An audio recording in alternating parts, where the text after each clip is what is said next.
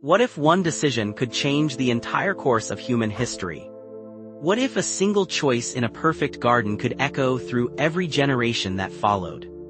Today we're exploring the story of Adam and Eve, a narrative that explains not just where humanity began, but why we struggle the way we do.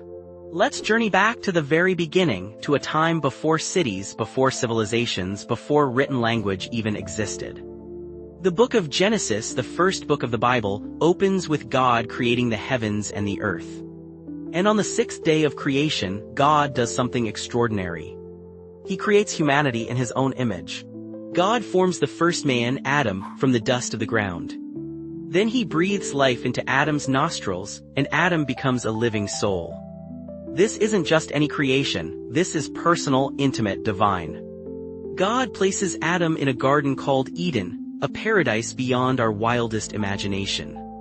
Eden is perfect in every way. 4 rivers flow through it, watering lush vegetation. Fruit trees of every kind grow abundantly, the climate is ideal. There's no disease, no death, no decay. Adam walks with God in the cool of the day, experiencing unbroken fellowship with his Creator. It's everything a garden should be and infinitely more, but God notices something. Despite all this perfection, Adam is alone. Genesis 2:18 records God saying, "It is not good that the man should be alone. I will make him a helper fit for him." So God causes a deep sleep to fall upon Adam. He takes one of Adam's ribs and fashions the first woman, Eve. When Adam awakens and sees her, he's overjoyed. Here is bone of his bone, flesh of his flesh. Now we have the first family, the first marriage, the first human relationship. Adam and Eve live in perfect harmony with each other, with nature, and with God. They're naked and unashamed, representing complete transparency and innocence. They have meaningful work tending the garden. They have purpose, community, and divine presence. But there's one rule in this paradise. God gives Adam and Eve freedom to eat from any tree in the garden except one.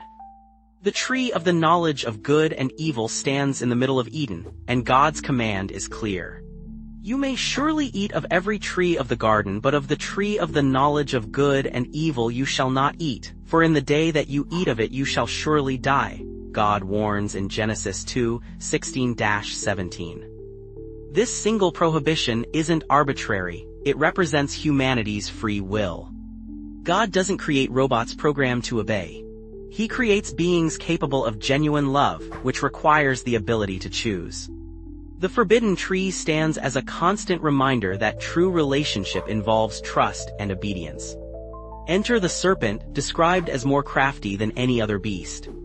This isn't just a talking snake. Biblical theology identifies this serpent as Satan, the adversary of God and humanity. The serpent approaches Eve with a question designed to plant doubt. Did God actually say you shall not eat of any tree in the garden? Notice the strategy here. The serpent doesn't begin with an outright lie. He starts by questioning God's word, by creating confusion about what God actually said. Eve corrects him, explaining they can eat from any tree except the one in the middle. She adds that they shouldn't even touch it or they'll die. Now the serpent makes his move. You will not surely die, he contradicts God directly. For God knows that when you eat of it your eyes will be opened and you will be like God, knowing good and evil. This is the original lie, the first deception. The serpent suggests that God is holding out on them, that he's keeping something good from them out of selfish motives. Eve looks at the forbidden fruit with new eyes. Genesis 3:6 tells us she sees that the tree is good for food, pleasing to the eye and desirable for gaining wisdom. 3 temptations converge: physical appetite, aesthetic pleasure, and intellectual pride. She takes the fruit and eats, then she gives some to Adam who is with her and he eats too. Immediately everything changes. Their eyes are opened but not in the way the serpent promised. Instead of becoming like God, they become aware of their nakedness and feel shame for the first time. They sew fig leaves together to cover themselves. When they hear God walking in the garden, they hide among the trees. God calls out, "Where are you?" Of course, God knows exactly where they are. This question is an invitation to confession, to relationship restoration. But Adam responds with fear. "I heard you in the garden and I was afraid because I was naked, so I hid," he admits. God asks how Adam knows he's naked. Has he eaten from the forbidden tree? Now watch what happens. Adam blames Eve. "The woman you gave me, she gave me fruit from the tree." Notice he's even subtly blaming God for giving him Eve.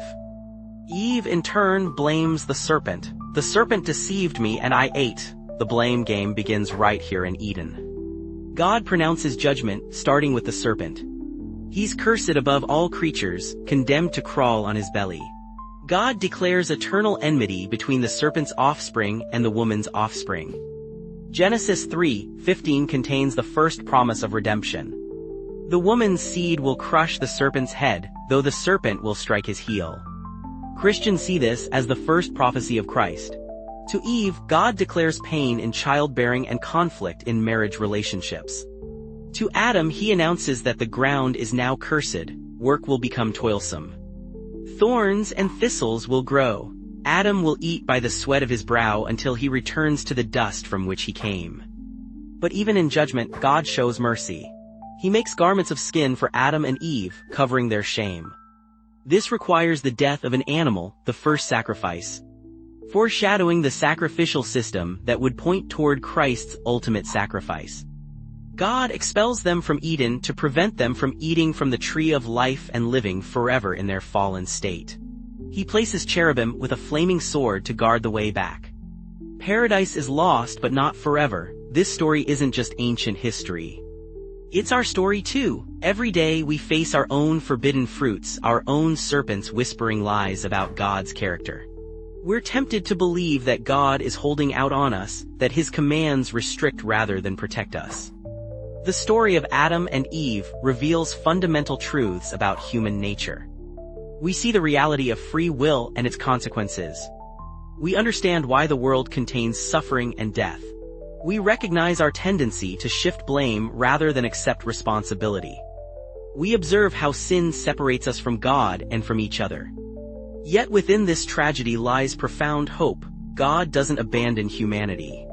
He continues to seek relationship. He provides covering for shame. He promises ultimate victory over evil. The story that begins in a garden will culminate in another garden, where Jesus faces his own moment of choice and chooses obedience unto death. Adam and Eve's story reminds us that our choices matter eternally. One act of disobedience brought sin into the world. But one act of obedience by the second Adam, Jesus Christ, brings salvation to all who believe. Their fall explains our condition. Christ's sacrifice offers our restoration.